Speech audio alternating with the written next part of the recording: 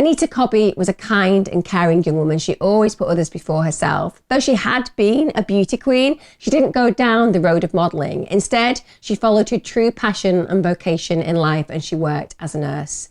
In 1986, her brutalised body was found in a paddock in Prospect, and the extent of her injuries upset even the most seasoned detectives, and for good reason. She'd been kidnapped, she'd been mercilessly beaten, repeatedly raped, and murdered in the most brutal of fashions. A radio host was so blindsided by this reality, they leaked details of her autopsy report to the public. And when people found out about the horrors she'd been subjected to, they called for the heads of the monsters who were responsible. This is a case that literally and rightfully enraged a nation. This is the heinous murder of Anita Cobby.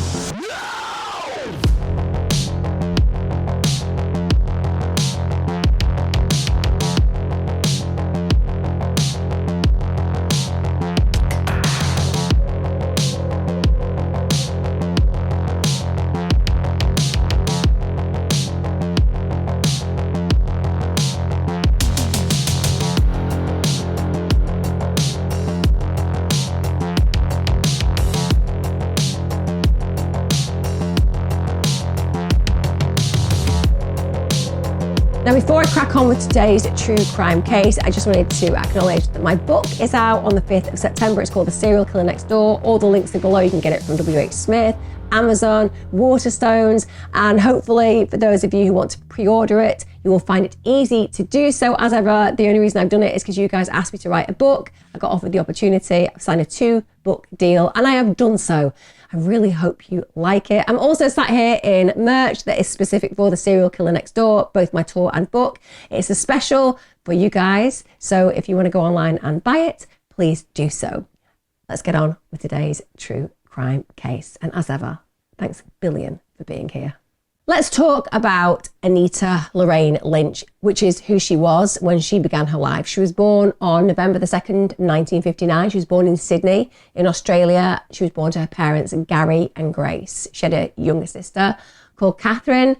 Anita had your typical happy upbringing. She was privileged to be loved and cared for. She had a really close family. To people who knew her, she was always a caring, kind and beautiful spirit, both on the inside and the out. She was absolutely gorgeous to look at.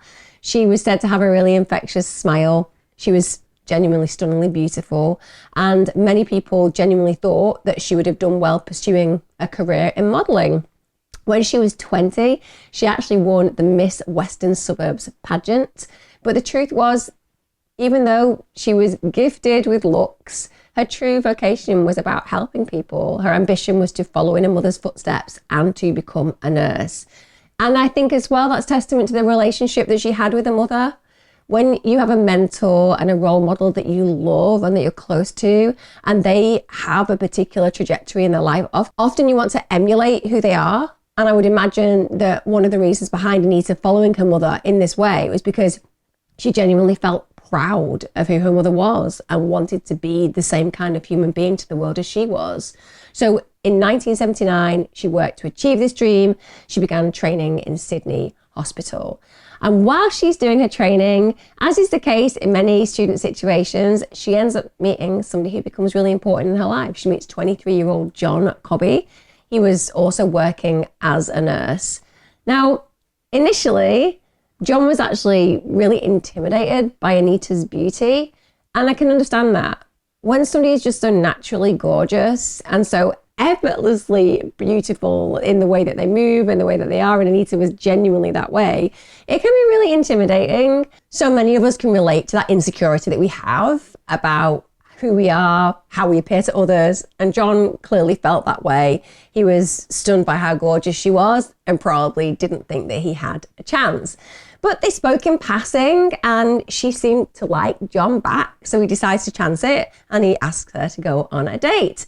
They end up going out to a Lebanese restaurant. The pair really hit it off and they genuinely fall for one another after spending more time in each other's company. They end up moving in together 6 months after they had begun dating. So it's quite a whirlwind romance, and to all intents and purposes, we have to acknowledge they don't know each other that well, but it feels like they genuinely have this connection and that they can make a life together. And one imagines the possibilities and hopes that you have back in the early days of a relationship. They've got a similar career path. They seem to have compatibility in their relationship together, and everything's about possibilities and future. So I imagine it was a really wonderful time for the couple. Now in 1981, John goes ahead and proposes to Anita, and they get married in March the following year. And Anita becomes pregnant. So to all intents and purposes, they're really forging a future together, but sadly there's a miscarriage. And understandably, that would be heartbreaking. And it is heartbreaking for any of you who've lost a baby at any stage during pregnancy. It's devastating. But they end up buying 2 dogs, and they get a sailboat as well. And so they're really making their life full. And it demonstrates again the sense of adventure that the couple have got. They apparently adored spending time together. They were always outdoors. They were always on their boat. And then in 1984, the couple moved to Coffs Harbour. John basically wanted to work with horses. So he begins horse training in the day. He's working at the hospital at night. And one day at the races, John goes ahead and places a bet on one of his horses, and he wins $10,000, which is a lot of money back then. You know, that is going to see you on a lot of trips. It's going to give you a lot of adventures. And he and Anita decide that they're going to use this money to go traveling. So they want to go to America, they want to go to Italy, and they basically went, and then they came home once the money had ran out. But for those of us who have been lucky enough to have the privilege and luxury of traveling on a shoestring or in more luxurious circumstances, what you tend to realize is suddenly the world feels full of potential. And you look around and you think, is the life that I'm living the only life that's possible? I think psychologically so many of us make shifts that way. It's why people go places and you suddenly find out that they're selling up and just putting all their money into getting a motorhome and just traveling the world. It sparks something in certain people, not in everyone, but in certain people. So the pair basically come home once the money's run out, but it's changed, I would say, who Anita is. So in 1986, the pair take a break from the relationship. And the reason for that is it feels as if they're both at different stages in their life. That is one of the most common reasons why people break up, isn't it? Aside from the more dark issues such as extramarital relationships. I'm talking about when you are in a relationship, you want to be making the big decisions together. And sometimes those big decisions lead to you making different decisions and going your separate ways. So John's really ready to start a family. You know, they'd got pregnant before, they'd miscarried, and he's ready after this adventure that they've been on to commit to that. But Anita just had loved traveling. She really had enjoyed the freedom, the possibilities, the opportunity, and she wanted to do more of that. She wanted a chance to really explore the world before she has children. So this leads to Anita moving back in with her family, and John, he goes and stays with his mum. Now, even though the two split up, it's not because the love had died.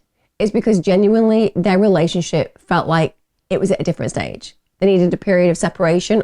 I would imagine that Anita needed to figure out whether their relationship was something she wanted to commit to, and that missing him was going to provide her with a sense that she wants to choose him and maybe a family over what she perceives as a possibility of travel. And so that separation is providing them that psychological and emotional space to consider those issues and possibilities and potentially bring them back together. And in fact, people around them thought they were going to get back together relatively soon. So they were talking a lot, they were working through their issues and probably coming to some kind of agreement as to how their relationship would look, and also the stages those relationship would end up at and timeframes that they would end up within.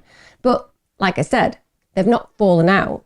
They are intending to make a go, it seems, of the relationship. But sadly, that relationship is never going to be given a second chance. It's never going to get the opportunity to flourish and to meet those milestones, such as having a family and seeing that family grow and generations come from it, because Anita's life is going to be horribly cut short. And I mean horribly cut short.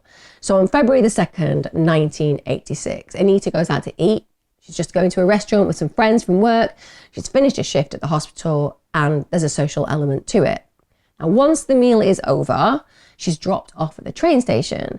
And when she catches the train back to Blacktown, which is a station local to her parents' house, She is just going through the motions of an ordinary evening. She's not afraid of where she lives, and she should be able to arrive safely. Now, she gets back to that particular station just before 10 p.m. At this point, she attempts to use a payphone to call her father for a lift, and unfortunately, and this is another reason why vandalism is just so frustrating, they're all broken. So she can't use that phone. And that means that the one lifeline that was possible for her in that moment is just ended. But you know, even though your dad can't come and get you, you trust your local environment, you're not thinking anything terrible is going to happen. So even when you have to walk somewhere, you might not ideally wish to do so, but you're certainly not thinking anything really traumatic or terrible could befall you. And before she starts walking home, she does actually look for a taxi, but as bad luck would have it, she can't actually get one. So she decides that she's going to take the familiar journey back to her parents' house. But of course, those sliding doors moments, the inability to get through to her dad, the inability to be lucky enough to get a taxi, results in what I'm going to tell you today, and it's horrific. So on February the 3rd, 1986, Anita's parents basically report that she's missing. When she didn't arrive home the previous evening, they just assumed that she'd decided to stay over at her friend's house. You know, she's 26 years of age, not going to panic because she's grown up enough to go and hang out with her friends and stay over at those friends. But once she doesn't turn up at work the next day, well, then they realise something's really wrong.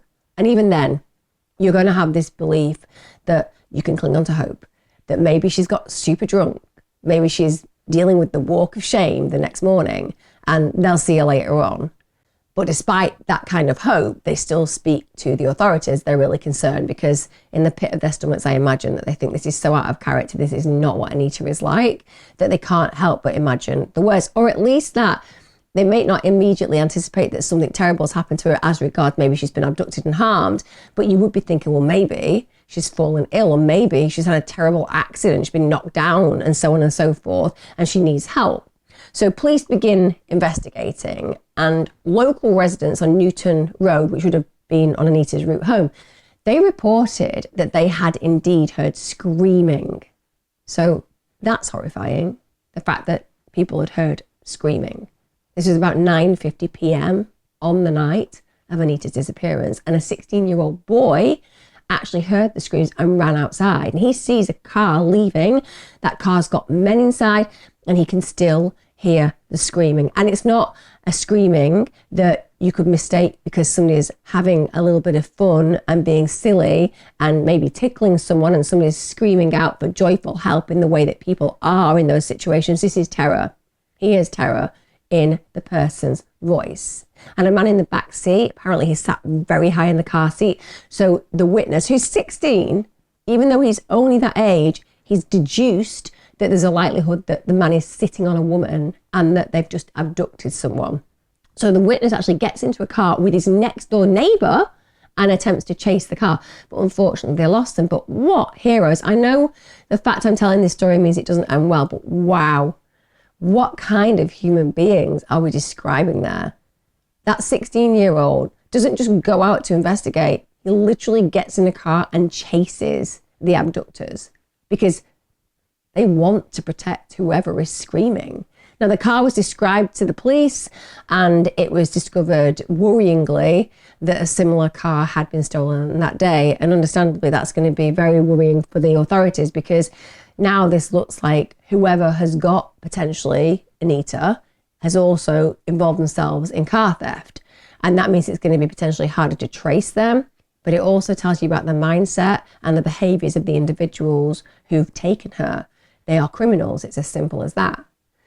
Now, on February the 4th, 1986, Mr. Reen, who's a dairy farmer in Prospect, he had this really weird experience. So he notices that his cows had all been gathered in one particular area of the paddock. And he's somebody who's a dairy farmer, and he knows when there's unusual behaviour. And it's really unusual. He doesn't understand why his cows are all over there. So he goes over to have a look because he's interested himself. It's also why people like myself are vegetarian, because cows are sentient creatures, and something distressing or something concerning, they are all looking at. They're looking at it because they recognize that something terrible has happened. And some of you might be listening to this and think that's not true. I genuinely mean that. I mean that those cows in that moment knew that something terrible had played out and were there looking at what had happened, probably wondering whether she was alive or whether she needed protection. And that's why they were all present. So he goes over to look, and unfortunately for that farmer, he finds the most horrific discovery. So first of all, it's immediately obvious to him he's dealing with a deceased female, and this deceased female is lying naked and face down on the floor. And understandably, when the authorities hear about this, they realise that the very strong likelihood is they're dealing with the body of Anita. Now, the farmer also commented later that it was very obvious to him that her end was horrific. In fact, he said that it was obvious that she'd been tortured, and he actually thought that she would have been glad that she was dead. So that description of a body that's been found conjures up the extent of the injuries that we're talking about. For him to actually make a comment like that, they must have been utterly horrific, just to the naked eye. We often hear about bodies being found and the injuries aren't necessarily that obvious, and you have to go through an autopsy and the medical examiner has to come out with a report. This is not required. Just an ordinary human being laid his eyes on her remains and knew her end was horrific. So her throat had been slit, nearly decapitating her, and she had died directly as a loss of blood as a result of this. Now, there were 3 major and 3 minor lacerations, and the autopsy grotesquely discovered that she would have taken 2 to 3 minutes to die once her neck had been cut. Now, I do not pretend to understand the agony and horror that a victim would endure during that kind of period, but what I do know is when you're in pain for a second, it feels enormous. If you draw that out for 2 to 3 minutes, when you're dealing with the horror and terror of your life being lost and you're present and you're aware potentially this is occurring, it is devastating. So she doesn't die immediately. And the medical examiner also said that she would have been conscious at the time that those lacerations were inflicted. So she would have been present and aware that she was being murdered. Her body was really badly bruised. She was covered in cuts. She was covered in abrasions where she'd clearly been beaten, where she'd been kicked. She had a broken nose. She had broken fingers. She had broken cheekbones. I mean, this is such high level violence. To inflict that level of blunt force trauma to the face where the cheekbones are broken, the fingers are broken because of defensive wounds. She'd been dragged across barbed wire fence. So again, the cuts and lacerations would have been so painful because we all know what barbed wire is like. And we all know getting caught on barbed wire would be unbelievably painful, let alone then having your body dragged so that the lacerations go deeper. She also had self-defense wounds. As I said, the fingers are broken, but also it's likely that the defense wounds on her injuries regarding the hands was because she likely grabbed the knife that was coming down, and that would be to try to protect herself. And 3 of her fingers had nearly been severed as a result. She'd also repeatedly been raped, and it was obvious that she'd been repeatedly raped by multiple people. So her last hours must have been straight out of the most terrifying horror movie, but sadly in reality for Anita Cobby. Now, the full details of Anita's injuries were actually leaked because the radio host John Laws found out about them and thought the public need to know this, because he obviously believed that the treachery in this crime was so great that they needed to be off the streets, and they didn't want these predators, these monsters, wandering the streets. Now, understandably, this incited massive anger in the public. People were calling for the death penalty for the perpetrators of the heinous murder, but John said he'd release this information because as far as he was concerned, he felt the general public ought to know. He didn't want people to not understand the gravity of the situation. Anita Cobby's life mattered, her death mattered, and the reality of what she faced in those final moments mattered. But you can imagine the brothers, the fathers, the mothers, the sisters, the people in families just relating to this moment and thinking about what they would do if one of their own were harmed in such a way. And knowing that it's not one person who's done this, there's a group of people doing this, it made their environment not feel safe. Of course they wanted to lynch these people. Of course they wanted to put them out of action at any cost. Now, the police are desperate to bring in the perpetrators, so they end up reenacting the night of Anita's disappearance to jog the memory and minds of anybody who may be aware of what played out. Now, Constable Debbie Wallace, they actually dressed her in clothes resembling what Anita had been wearing, and they took her on the same route as the train at the same time that she'd have been travelling. They also questioned other passengers. And the whole premise of this was by creating Anita's movements on the night of disappearance, they just hoped to trigger a memory for people who might have seen her, and somebody might come forward and give them information that could just help fill in the pieces of the jigsaw. And that happens often in reconstructions. The reason that they're helpful is because you don't really think you've got any information to give the authorities at all. And then suddenly you're watching a reconstruction and you're like, oh my God, I remember seeing that person. I remember them wearing that. And you also recapture some information that you didn't think was important, and suddenly it is the missing link. And that's why it's so powerful that people who just think that they may have information should always come forward. It's better to give that across, even if it comes to nothing, because it can eventually create a lead. And that lead can result in killers that we're talking about today being brought to justice. Now, on February the 9th, 1986, police receive a tip-off. This tip-off is from a member of the public, and it begins the search for 5 men. So that's John Travers, he's 18, Michael Murdoch, who is 19, and then there's 3 brothers, Michael, Les, and Gary Murphy. So Michael's 33, Les is 22, and Gary Murphy is 28. Now, John Travers in particular had actually been known to police from a young age. He'd been expelled from school, he'd been dysfunctional in his behaviour, he had been problematic in his behaviour, even spent some time in a juvenile detention facility. It was actually alleged that his father would physically and sexually abuse him as a child, so he'd obviously had some real trauma in his childhood. And it doesn't surprise me that if he has got a dad who's doing those things to him, that is looking for a way of self-medicating the pain. So he's using marijuana from the age of 13. He was an alcoholic by the age of 14. But again, if you live in a really unsafe environment, I guess that can soothe your pain momentarily. He was also known for a real propensity of violence, and he carried a knife as a weapon. Also, very much plays into the McDonald triad. So he's engaged in animal cruelty. Apparently he loved killing animals. Also, didn't just love killing animals, apparently had sex with animals, had a particular penchant for bestiality when it came down to chickens and sheep. And then when he basically climaxed, he would slit the animal's throat. I kid you not, literally. That's what he did. And people could look at that in lots of different ways. So arguably, some people say that when you kill an animal, or perpetrators have talked about killing people in this way, when they're having sex with them and about to climax, it creates a particular reaction in the body, and they are aroused by the sensation that occurs. So it could be that John is engaging in animal cruelty and torture and bestiality and then murder because he likes that. But it could also be that he knows that what he's doing is shameful and disgusting, and he kills the animal because he's projecting blame of his enjoyment onto the animal itself. Instead of acknowledging the deep shame that he feels, he kills the animal in retaliation for the feelings it provokes within him. He struggles with it, and therefore he blames the animal and does that to it.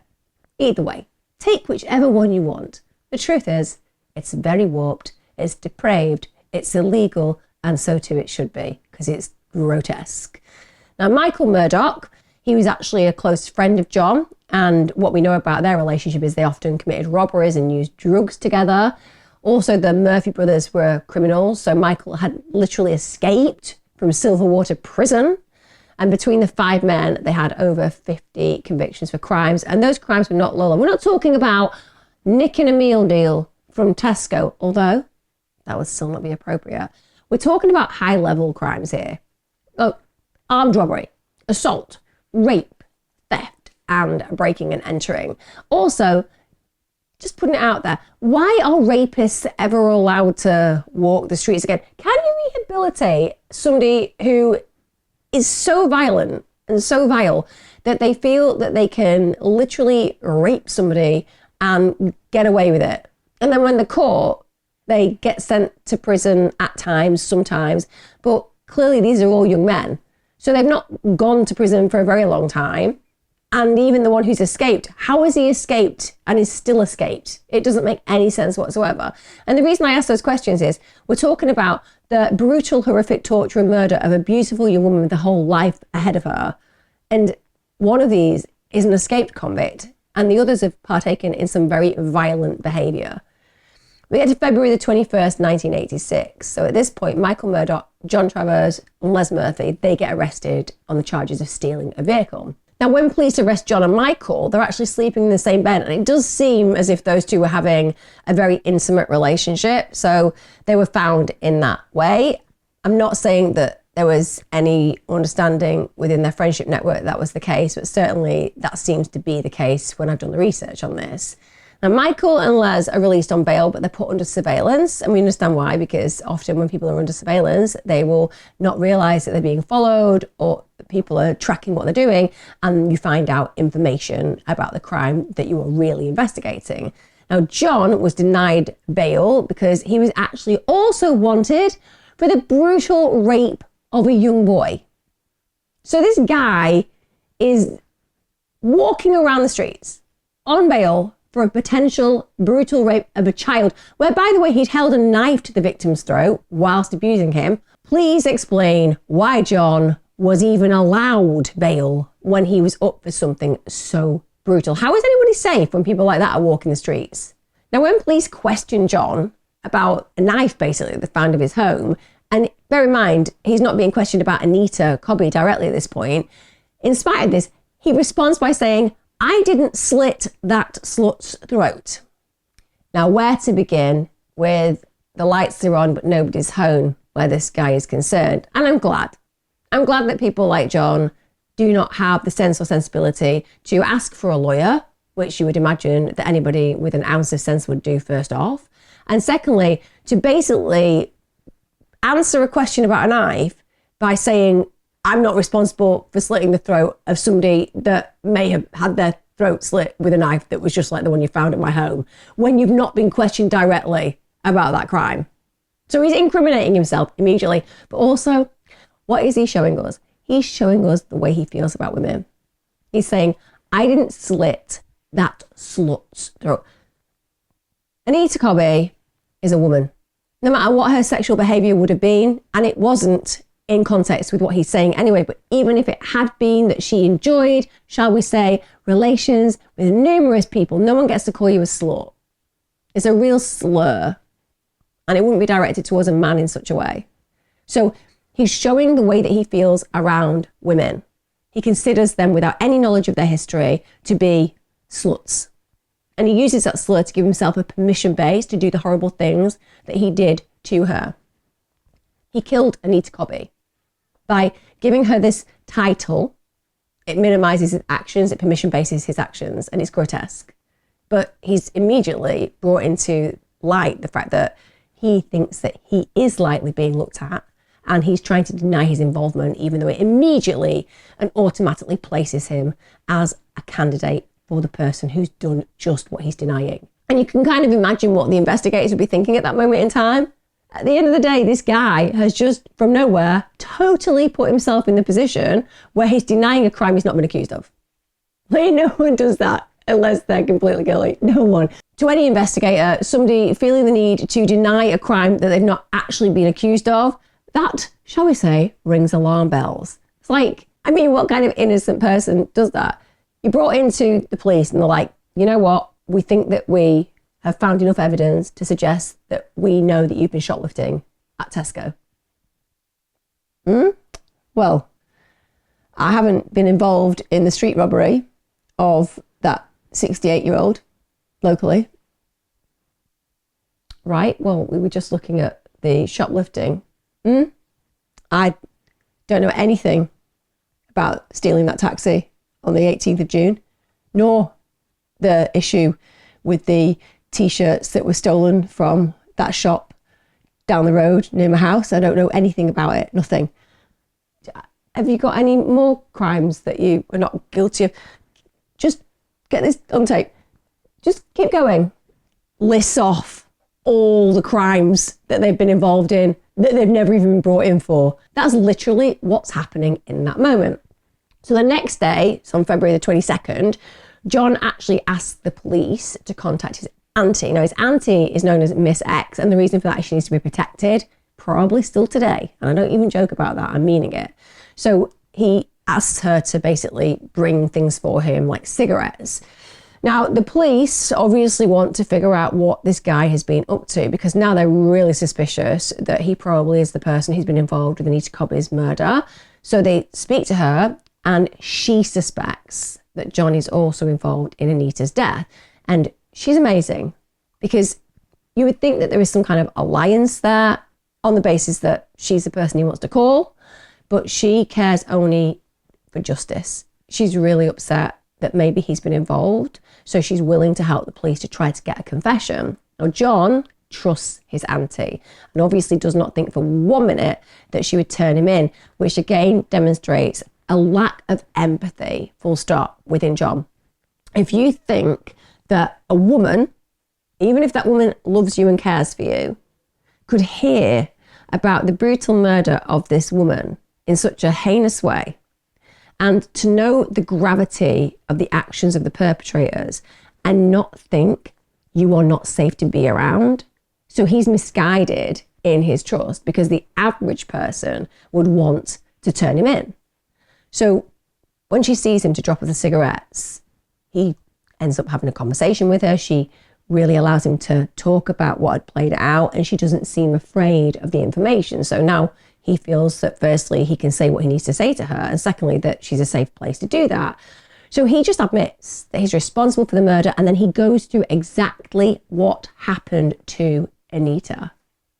Now, bear this in mind, he does not withhold any of the detail. So he's excited. He's not remorseful. He's reliving it. And Miss X, his auntie, is the perfect person that he can relive it with, because as far as he is concerned, she's loyal to him. And it again demonstrates a lack of empathy, because he doesn't realise the trauma he's introducing Miss X to. And let me put this into context. She leaves John and she ends up collapsing in the arms of the detectives. And she says it's him. There were 5 of the bastards. So she's totally broken. She said that he wasn't human. She said about the way he talked to her. And when he's describing the details of this horrific and torturous murder, he's doing it with, quote, sheer joy.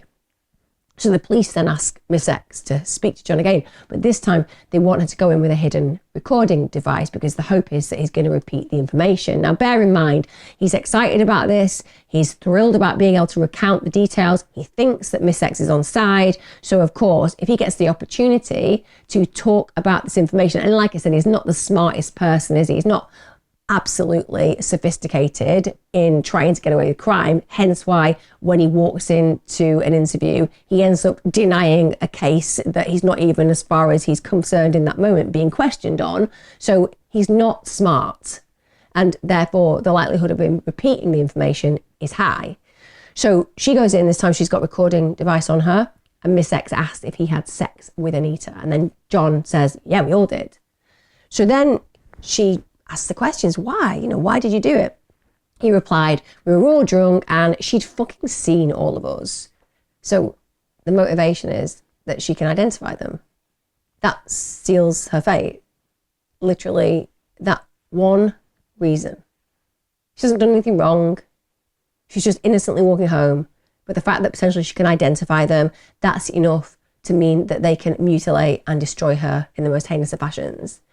He said that all of them agreed that they were going to do it, and that it had to be done because she could identify them. So apparently the others had said to Johnny, do your bit. So he just cut her. And the fact that all the others said, do your bit, Johnny, and then he cut her, that means this is somebody who they have seen do such despicable things before, so likely to the animals, etc. He's obviously talked about this, and they know that this is his particular preference when it comes down to harming animals, so why wouldn't it be his preference when it comes down to harming Anita? During the conversation, John also named Michael and the three Murphy brothers, and after speaking with John, Miss X actually then has the bravery, and it is so brave, to drive to Michael Murdoch's house. This is where she essentially speaks to him and says, look, John's told me everything about what happened to Anita. That's brave.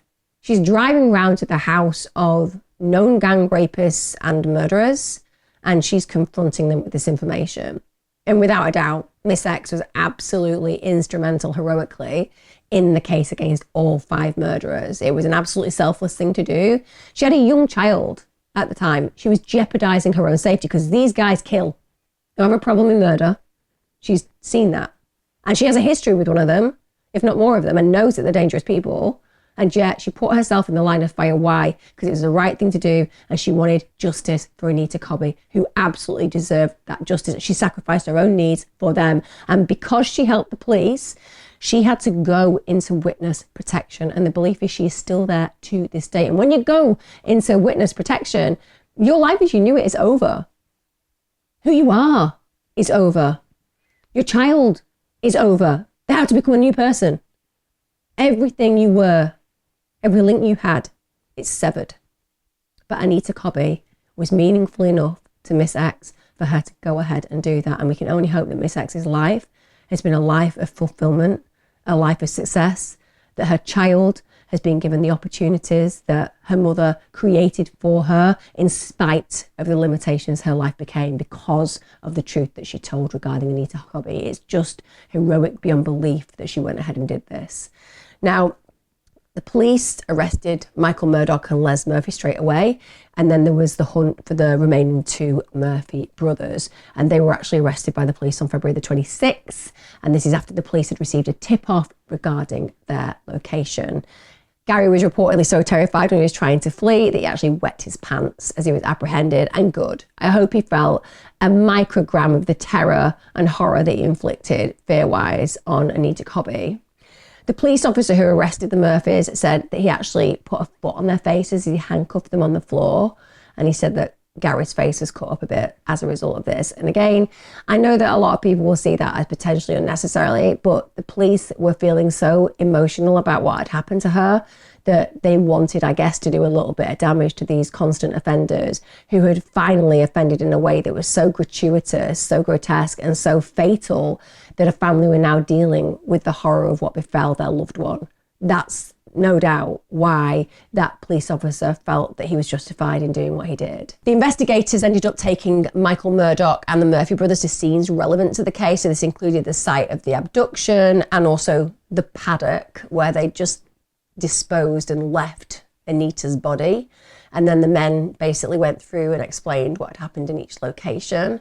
So when they start taking them to these locations, they start talking about exactly what happened, and further details of what happened to her come to light. So the 5 men had been basically driving that stolen car. So as was noted, the car had been stolen earlier in the day.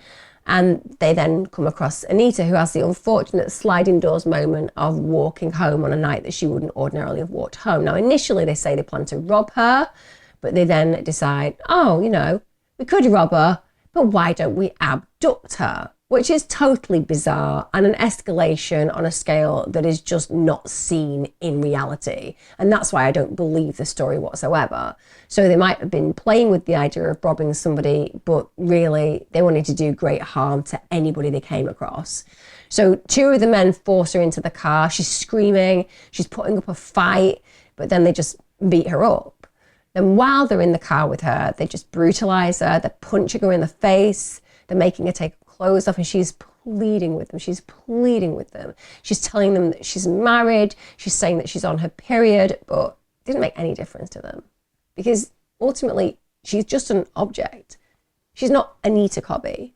She's not a daughter, a sister, a nurse. She's just something to be abused and used and discarded. She's just something in that moment that is no longer considered human. That's why they beat her up. They dehumanize her. Psychologically, it's easier to harm something that doesn't look or feel as human as it did before. So that's why they're defacing her in such a way. They go to a petrol station, they fill up the car, and then they drive to the farm in Prospect. At this point, they're forcing her to perform sex acts on them. They all force her to give them oral sex, and they all rape her. And it's not quick. They took their time. They physically and sexually abused her for quite some time. Then, as she is horribly injured, they drag her through a barbed wire fence to the paddock, and this is where John slits her throat. And he slits her throat because he's being encouraged by the others. Now, bear in mind, the excuse they all gave was she'd seen the faces, she knew their names, and therefore she could identify them. And that speaks volumes, doesn't it? Because maybe she could have identified them. Maybe she did see their faces. Maybe she did know their names, and maybe they would have been caught for the crime, but they would have been caught for serious, grievous bodily harm and sexual violation, rape, etc. But they wouldn't have been caught for murder. The kind of brutality they inflicted on her, the torture and the final degradation, dehumanization, and killing, they felt that it was better to go ahead with that than to just leave her injured. They would have got far less time in prison if she'd actually identified them fair enough and they'd been caught for rape than they would for murder. So arguably, on one level, you can say, well, it makes sense to a degree that they decide that they don't want a living witness. But on the other hand, it sounds like they didn't want to leave a living witness. They enjoyed the killing. They weren't scared. They were encouraging one another. They were patting one another on the backs. They enjoyed their work. They enjoyed killing her. Now, when they found out in the community, as I've said, that she'd been killed in this way, the outrage was massive. And with the criminals having to appear in court, people were protesting on a major level. There were chants of hang the bastards. I wasn't there, by the way, although if I was, I'm pretty sure if I'd lived in that locality, I'd probably been with them shouting that, because this kind of horror, when it happens in your local area, it feels so personal and you just want it over. And I know that we can't go ahead and be vigilantes. I appreciate that, but I get it. I get how people in that local area were like, let's just get this done. Let's just lynch these individuals. And some men in the local community were that creative. They'd actually gone to the car park and hung a noose over the side of the building. So I think there was quite a lot of intention in what they were saying. And if they had, shall we say, have found an opportunity to remove those individuals from court, well, they may have ended up in a very problematic situation. I mean, the men, not the local people, because these guys were really angry about what happened to Anita. Now, initially, John Travers said that he was not guilty, which is bizarre because John Travers has literally been recorded going through step by step what he did to Anita Cobby. It's on tape. Miss X has it all. That's how they know. But essentially, initially, he's like, oh, I didn't do it. But then had the wherewithal and was probably strongly advised by those defending him, you're going to have to say you're guilty.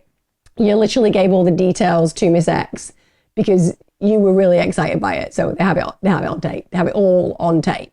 So he ends up changing his plea to guilty. It's just before the trial he does that. So on March the 16th, 1987, the trial of the remaining men take place. And of course, how are they managing their defense? Well, it's all to play down their involvement in the attack. So they're like, oh, we've got a scapegoat now. We've got a scapegoat. John has said he was definitely involved. He's gone on about how excited he was. He's talked about how he was the person who cut the throat of Anita. So therefore we can just say we didn't really do any of it. It's all John. And that's what they do. So they placed the majority of responsibility on John.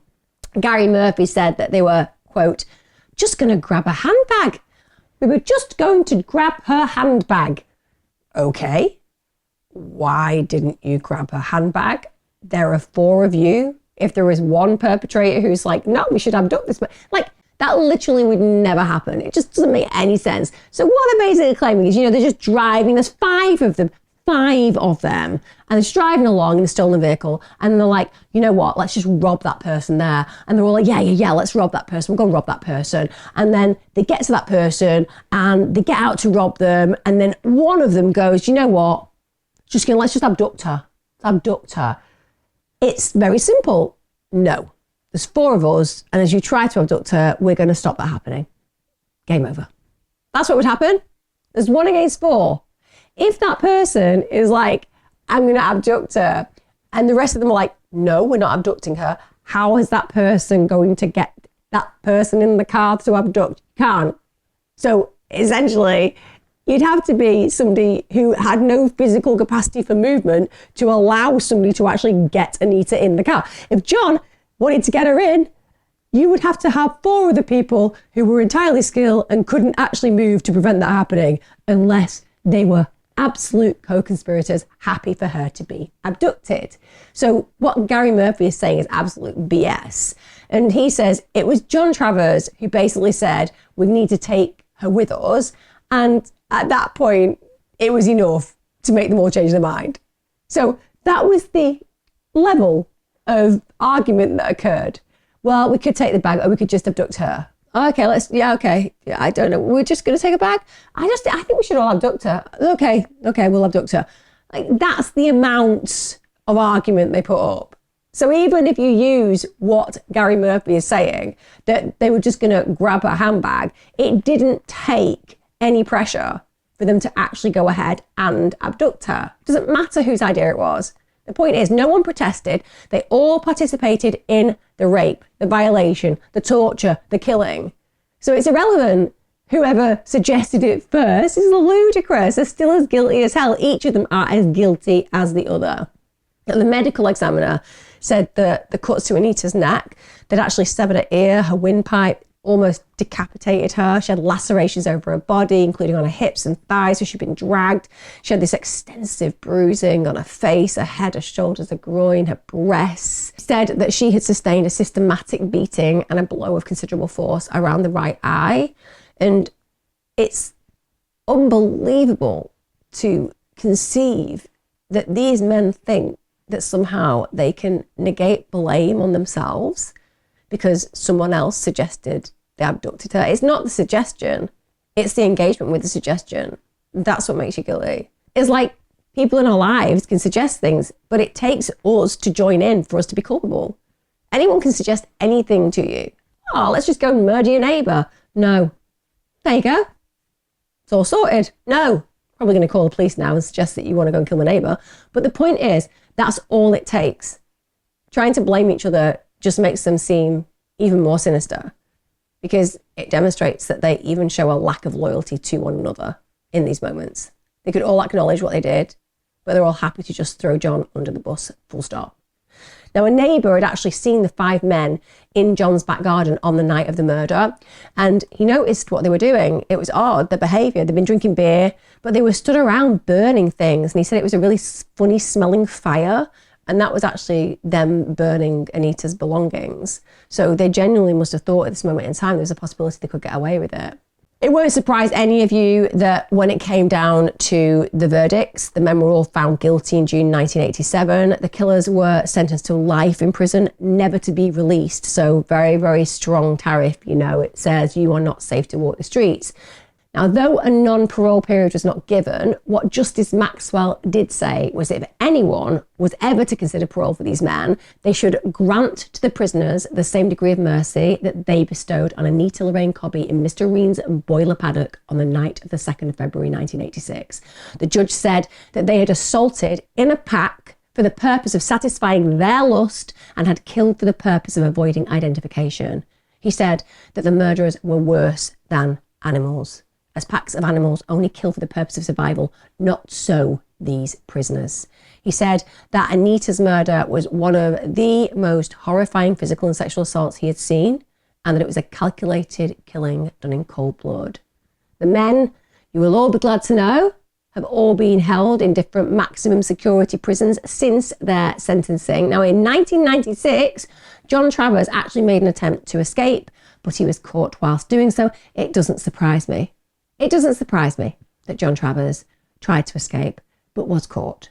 He probably, before he did it, told one of the officers looking after him that he didn't want to escape and he wasn't going to try to escape, also telling him exactly how he would escape should he try to escape. That's the kind of mindset of John Travers. In February of 2019, Michael Murphy actually died of liver cancer.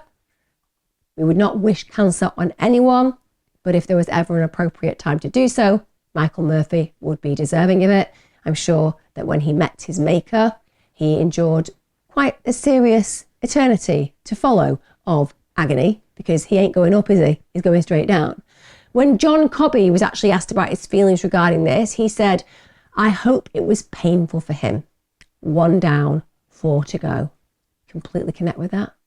When it comes down to Anita's loved ones, they must feel that need for retribution at times.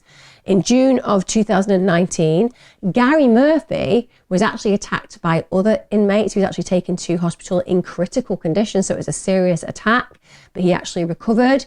Clearly though, not liked. Just throwing it out there, not a popular guy is Gary Murphy, because when you get that kind of a serious attack, you are obviously a person who causes issues in the institution, or you're a person who has done a crime so despicable that the other inmates don't believe that you deserve life. Or with Gary Murphy, could be a mix of both, couldn't it? Could be a mix of both. John Cobby, who's obviously Anita's husband, he said her murder destroyed his life. And he actually believes that the killers should never have been granted an opportunity to live their days out. They should have been executed. In June 1993, so back after Anita's death and these men being put in prison, the parents of Anita, together with the parents of Ebony Simpson, that's a case I've covered, a 9-year-old girl who'd been abducted, raped and murdered. They set up the Homicide Victim Support Group. If you haven't seen my video on Ebony Simpson, I cover this. That is an amazing organisation that offers support and counselling to victims of people who've been lost to this kind of horror.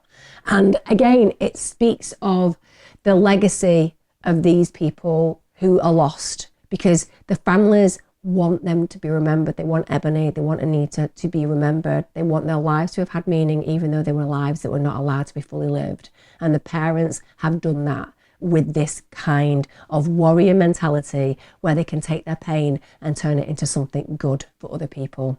And actually, when we think about Anita Cobby, that's who she was. She was a person with a vocation of caring for others, putting others before who she was, of training as a nurse, just like her mother before her.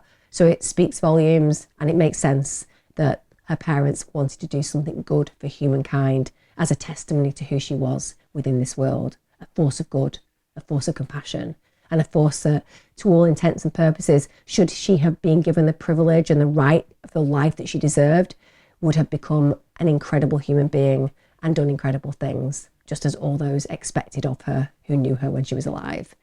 I hope I've done this case justice. Anita Cobby was murdered in the most harrowing of ways, in the most heinous of circumstances, by the most disgusting examples of humanity. I'm glad they are all rotting away behind bars, those who are still alive, and I'm glad their time has not been a positive one when we think about some of the things that have happened to them whilst incarcerated. They will take their last breaths in this world in prison. They will leave those prisons in boxes, and no one will visit their graves, if they even have graves. I think that this is testimony to a society who gets things right at times. Sometimes our justice system is unfair and allows people who should never be allowed to walk freely to do so. In this case, fortunately, that won't play out in such a way. As ever, I would love to have your comments on this case.